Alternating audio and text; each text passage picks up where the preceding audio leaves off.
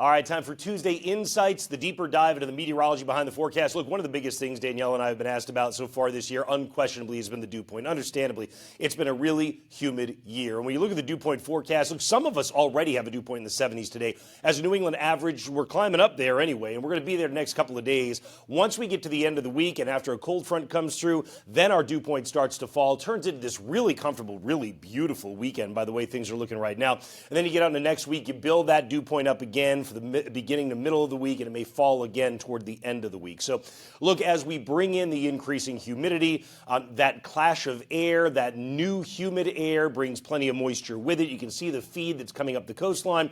That's been feeding rain in our direction, but not enough to make a difference in a lot of spots that need it.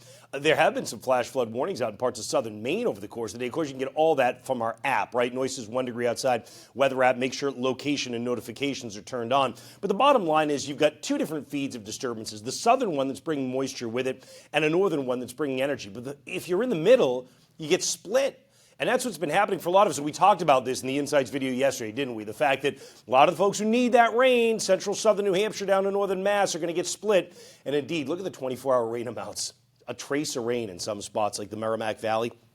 Route 2/4, 5/100ths of an inch, Boston 2/100ths. Then you get some of the higher amounts that have come down in northern New England, where again, there's been some ponding of water that's been going on. And having said that, when you look at the additional rain that's coming over the course of the next 24 hours or so, look, there are some spots that do pretty well in northern New England. In fact, too well, because you get too much, and that's why you've got the flash flood warnings that popped up. But a lot of the spots that need the rain just really don't get it. In fact, when you look at the chance of rain, you say, okay, well, it's elevated both tomorrow and Thursday. It is. We do think there'll be scattered showers and thunder around Thursday. There'll be these pockets of kind of rain coming and going with drizzle in between on Wednesday. The thing of it is, at least our proprietary guidance that we built in-house here at 1 degree outside is only putting out like a tenth of an inch of rain in Boston for the rest of the week.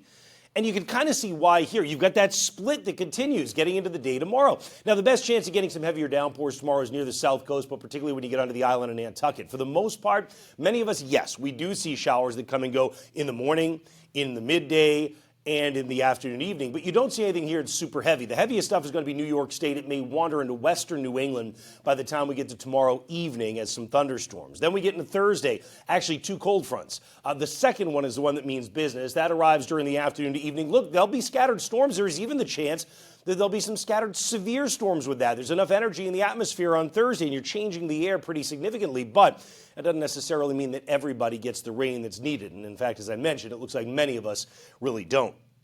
By Friday, the cold front's through, the more comfortable air has moved in. The chance of rain goes down with that new drier air, and by Saturday, looks to be the same really beautiful, beautiful weekend the way things are looking right now. So tomorrow's high temperatures are held down because you get the clouds, you get the showers around. Best chance of a thunderstorm later in the day is in Connecticut. You might squeeze just enough into enough warmth to be able to do that. And again, in western New England, something may wander out of New York State. Then tomorrow night, it is muggy. It's going to be running in the mid-60s for most of us. Thursday's still muggy. Here comes the cold front, the showers, the storms. Some of us get hit pretty good with the storm. Others of us don't, as has been the case, it seems, over the course of this year. We get into Friday, that new air's in place. Could there be a little pop-up shower under these clouds? There could be. We don't think there'll be a lot of that to go around, though. We think it looks like a really nice day. And then Saturday's beautiful. Oh, my goodness. Find where you're going to be to start the weekend. But it is great from seashore all the way to mountaintop.